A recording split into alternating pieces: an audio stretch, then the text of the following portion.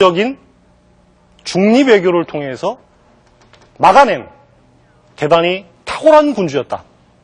그러면서 이제 이 박사 논문에서 도요반길은 광해군을 뭐라고 불렀냐면 택민주의자라고 불렀습니다. 택민. 이런 건 한자로 안 쓸 수가 없죠. 택민. 이 말은 뭐냐면 결국 백성들에게 혜택이 돌아가도록 하려고 노력했던 인물이다. 이런 식으로 굉장히 긍정적으로 평가를 했어요. 그리고 이제 저 이나바 이와키치, 도요반길의 저러한 주장이 나온 다음부터는 그 이후 식민지 조선에서도 광해군을 옛날처럼 일방적으로 혼주 혹은 패군이라고 부르는 그러한 경향이 상당 부분 사라져버렸습니다. 그리고 이제 오늘날에는 심지어 광해군이 명청 교체의 대격동기에 명과 청 어디에도 휘둘리지 않고 국가의 자주와 안위를 지켜낸 탁월한 외교 정책가, 이런 식으로 긍정적으로 평가하기도 하죠. 근데 바로 그렇게 광해군을 높이 평가하게 되는 배경에는 해방 이후 한국의 외교가 미국, 일본, 소련 혹은 중국에 일방적으로 휘둘리고 끌려다녔던 그러한 상황하고도 무관하지 않습니다. 그러니까 이 광해군에 대한 평가는 인조반정을 일으켰던 서인들의 평가 하나, 그리고 도요반길로 대표되는 일본인들 이후의 긍정적인 평가 하나, 이렇게 두 가지 입장이 팽팽하게 맞서고 있는 형국이었습니다. 근데 문제는 뭐냐면 이러한 평가의 경우는 승자의 입장에서 패자의 과거를 일방적으로 내도해버리는 경향이 강하죠. 왜? 역사는 항상 승자의 기록이라고 말씀드렸으니까. 근데 그럼 과연 이 이나바 이와키치라고 하는 일본인은 뭐가 안타까워서 광해군을 복권을 시켰을까? 궁금하지 않으세요? 이때가 어떤 때라 그랬습니까? 식민지 시대이면서도 동시에 일본의 만주 침략이 본격화되던 시대라 그랬죠. 자, 여기가 조선, 여기가 만주, 여기가 중국 본토죠. 자, 1931년에 일본이 만주를 침략해서 만주를 점령한 다음에 거기에 괴뢰 국가인 만주국이라는 걸 세웠습니다. 마지막 황제라는 영화 알고 계시죠? 네. 그 마지막 황제인 선통제, 푸이라고 하는 인물을 끌어다가 만주국의 괴뢰로 앉혀놓고 일본이 이제 만주를 지배했던 것이죠. 근데 재밌는 게 뭐냐면 바로 광해군을 재평가했던 이나바 이와키치는 누구보다도 열렬한 만주 침략의 옹호자였습니다. 뭔 얘기냐면 이 이나바 이와키치가 갖고 있는 사관을 역사학계에서는 뭐라고 부르냐면 만선사관이라고 부르는 거죠. 만선사관. 만주와 조선은 같은 영향권 아래에 있다. 뭔 얘기냐? 조선 역사의 흥망성쇠는 만주의 영향력에 따라서 좌우되어 왔다. 만주가 감기에 걸리면 조선은 독감에 걸리고, 만주가 독감에 걸리면 조선은 폐렴을 앓는다. 이런 논리가 바로 만선사관의 핵심 내용이죠.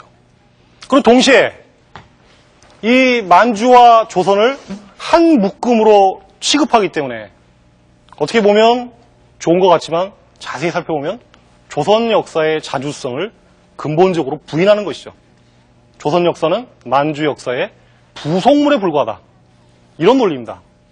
그리고 이제 이 논리는 동시에 뭘로 확장될 개연성을 갖냐면 만주와 조선이 어차피 한 덩어리의 역사 공동체니까 중국 너희들은 여기에 대해서는 어떻게 해라?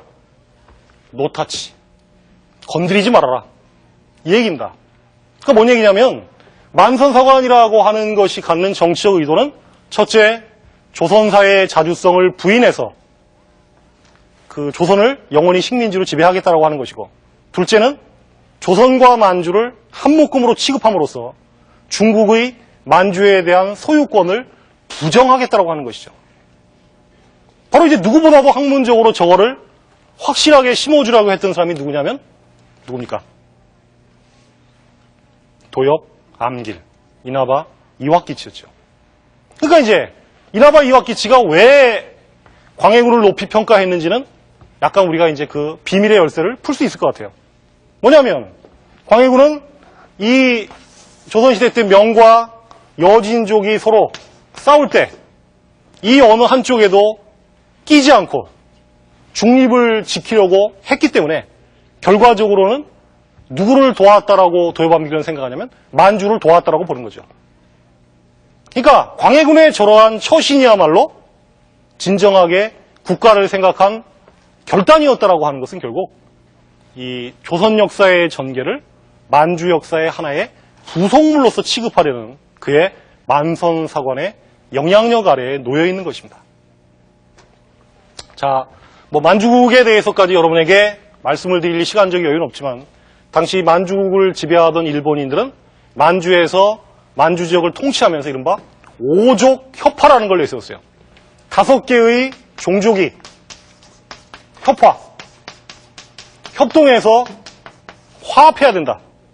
여기서 말하는 5개의 종족은 누구냐면 첫 번째가 일본인, 두 번째가 한족, 세 번째가 여진족, 즉 만주족이죠. 네 번째가 몽골족, 그 다섯 번째가 조선족입니다. 그게 뭐겠어요? 일본의 이른바 나중에 문제가 되는 대동아 공영권의 논리랑 같은 거죠. 일본이 주체가 되면서 다른 민족들을 포용한다라고 하는 논리. 그러나 한꺼풀을 뒤집어 보면 이거는 철저한 뭡니까? 침략의 논리죠. 그러니까 도요밤길이 광해군이 좋아서 재평가했다라기보다는 바로 저러한 만주와 중국에 대한 침략 논리의 기반 위에서 광해군을 재평가했다고 볼 수가 있습니다. 그걸 여러분이 알아두실 필요가 있습니다. 무슨 말씀인지 아시겠죠? 예. 자, 그런데 이 광해군이라는 인물이 어떤 인물이냐면 조선 국왕이었던 아버지 선조의 둘째 아들입니다. 차자. 조선 왕조의 정상적인 왕위 계승 과정에서는 둘째 아들이 왕이 될 수가 있어요, 없어요? 없죠. 선조는 정비, 원래의 부인으로 박씨 부인을 얻었는데 그 박씨라고 불리우던 의인왕후라고 하는 부인하고 사이에서는 아들이 없었습니다. 다만 9명의 첩, 후궁하고의 몸에서 뭐 9명 갖고 그러십니까? 10명씩 둔 사람도 있는데 이 9명의 첩하고의 사이에서 13명의 아들을 뒀어요.